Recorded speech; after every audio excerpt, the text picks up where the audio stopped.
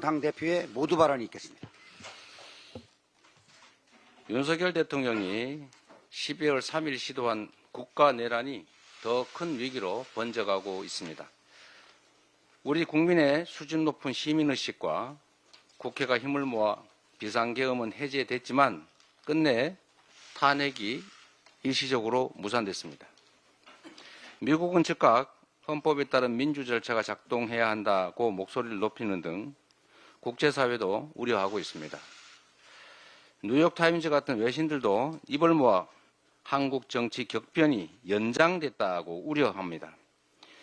정치적 불확실성이 국가 신용 등급에 미치는 부정적 폐해가 매우 큽니다. 현재 우리 외환시장, 주식시장은 계엄 선포 이후에 계속해서 큰 충격을 받고 있습니다. 지난주에도 3일 만에 큰 규모의 외국인 자금이 빠져나갔습니다.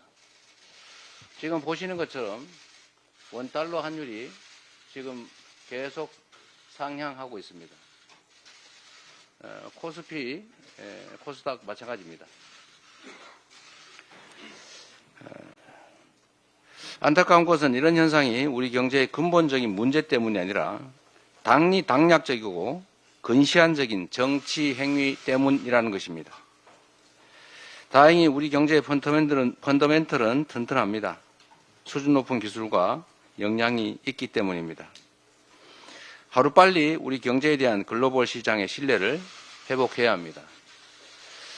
지난주 수, 목, 금 3일간 주가지수가 폭락을 면하긴 했는데 그 주된 이유가 연기금에 엄청난 규모의 순매수가 있었기 때문인 것 같습니다.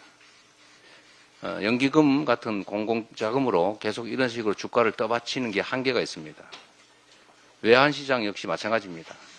환율 억제를 위해서 엄청난 자금이 투여되는 것으로 추측이 되는데 이런 식으로 언제까지 견딜 수 있을지 참으로 걱정입니다.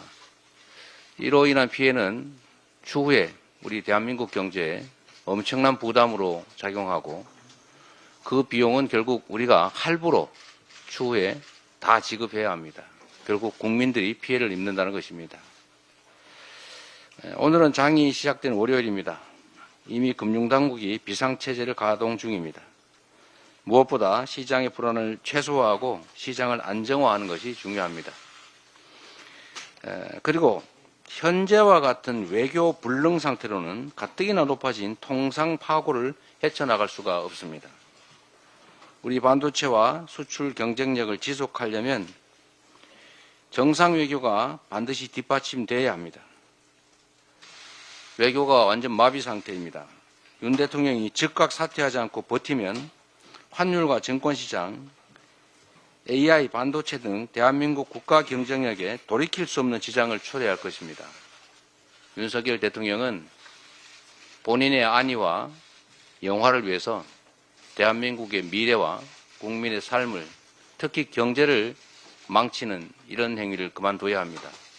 즉각 사퇴하기 바랍니다. 그리고 여당은 대통령이 사퇴하지 않을 경우에 대한 대비책으로 이상한 쓸데없는 얘기하지 말고 이번 토요일 탄핵 의결에 참여하기 바랍니다.